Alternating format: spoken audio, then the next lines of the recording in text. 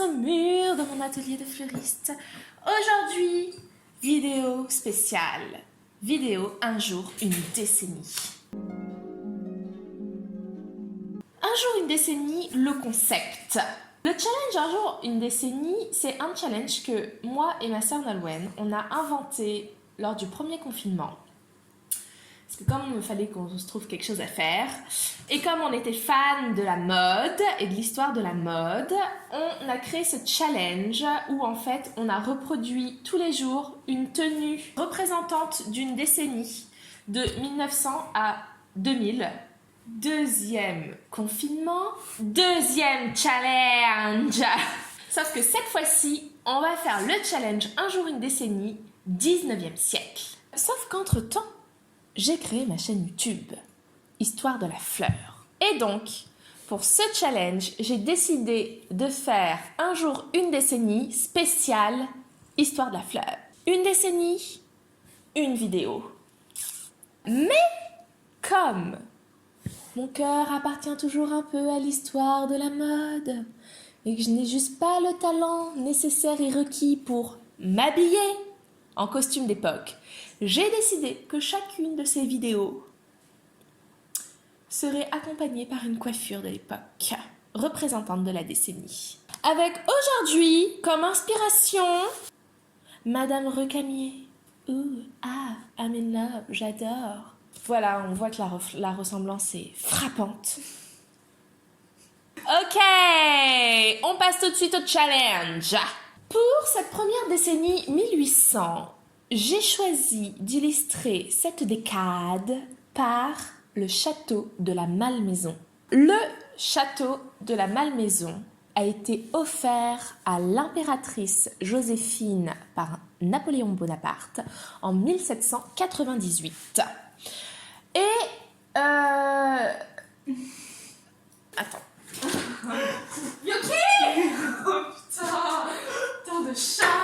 Et ce château est devenu la résidence principale en fait de Joséphine, même après son divorce avec Napoléon. Elle a continué à vivre dedans et elle l'a légué à ses enfants. Et il se trouve que Joséphine de Beauharnais, si je ne me trompe pas, elle est passionnée par la botanique. Et dans ce château, elle décide de mettre en place un parc végétal, des serres et également une roseraie. D'où lui vient cette passion pour les roses? Eh bien, il y a peut-être une anecdote qui pourrait nous éclairer. Il se trouve que l'impératrice Joséphine ne s'appelait pas Joséphine à la base. Et non, exactement, elle s'appelait Rose. Et oui, en fait, elle s'appelait Marie-Joseph Rose. Et tout le monde l'appelait Rose. Et c'est quand Napoléon l'a épousée qu'il a changé son prénom pour Joséphine. Quelle tristesse. Alors, je ne sais pas si on peut y voir par là une espèce d'allusion un peu psychanalytique ou j'en sais trop rien. Mais toujours est-il qu'elle est passionnée par les roses. C'était peut-être aussi un moyen pour elle de garder cette part d'elle-même avant Napoléon. Je ne sais pas, après, je ne suis pas psychologue. Tout ça pour dire que dans son château de la Malmaison, elle a créé une roseraie immense qui contenait plus de 250 variétés différentes de roses. Et quand Napoléon partait en voyage, en expédition, tout ça, il ordonnait à ses généraux d'expédier à la Malmaison les rosiers qui étaient saisis, parce qu'il savait que sa femme était passionnée. Cette roseraie de 250 variétés a été immortalisée par Pierre-Joseph Redouté, dont on parlera un peu plus tard.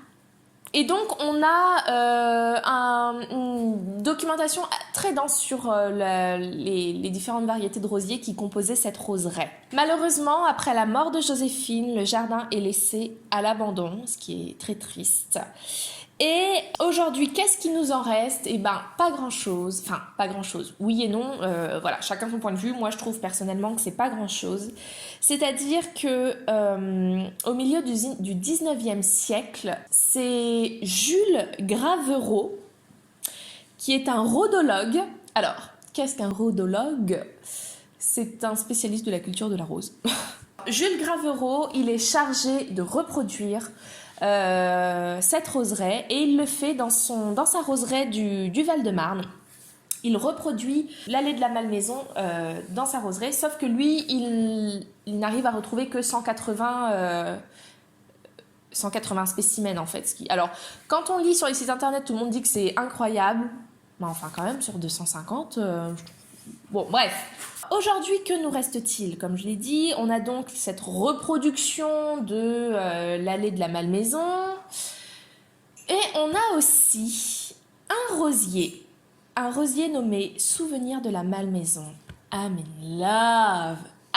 in love, créé en 1843 par Jean Béluse à Lyon, évidemment nommé après le château de la Malmaison, et qui serait un croisement entre la rose Madame des Prés et un rosier thé, non identifié. Alors moi personnellement j'en ai jamais vu en vrai, mais d'après les descriptions c'est un rosier très odorant dont les roses peuvent faire jusqu'à 10 cm de diamètre, donc c'est vraiment de la très très grosse rose, mais qui du fait de sa composition et du nombre de pétales supporte mal l'humidité. Mais alors ce qui est intéressant c'est qu'elle est entrée dans la Old Rose Hall of Fame, qui est une liste des 10 rosiers anciens reconnus d'importance historique par la Fédération mondiale des sociétés des roses. Attention, c'est pas n'importe quoi. On retient également la rose impératrice Joséphine, obtenue en 1815 en l'honneur de l'impératrice. Alors celui-là par contre on dit le rosieriste. Voilà pourquoi. Alors je suis incapable de prononcer son nom. Dessemé, je pense que ça se dit Dessemé. Voilà pour la Malmaison. Évidemment, alors pour moi je l'ai choisi pour représenter cette première décennie, mais la Malmaison et notamment son jardin botanique et ses serres, etc. On va le retrouver vraiment tout au long du 19e siècle. L'impératrice Joséphine, d'un rose vif aux pétales de soie chiffonné, y côtoie Belle sans flatterie et Souvenir de la Malmaison, crémé de rose. Marc Pégoraro. Donc ça, ce sont vraiment les rosiers les plus odorants et les noms sont sympathiques. La pucelle, cuisse de nymphe émue, la virginale, tout ça, ce sont des noms sympathiques. J'ai rien contre Claire Chazal, ou contre Adamo, mais ça n'empêche que, voilà, c'est un peu plus évocateur. Beauté virginale, voilà, c'est joli. C'est une rose un peu assez simple, mais c'est joli. Autant dire que les roses... J'espère que cette vidéo vous a plu, que vous avez envie de participer au challenge avec nous. Retrouvez également ma sœur Nolwenn qui va reproduire des vêtements d'époque. Retrouvez également Hyper Mondaine qui va dessiner des silhouettes de l'époque. Gorgeous. N'hésitez pas à participer. Hashtag un jour une décennie. Hashtag un J1D.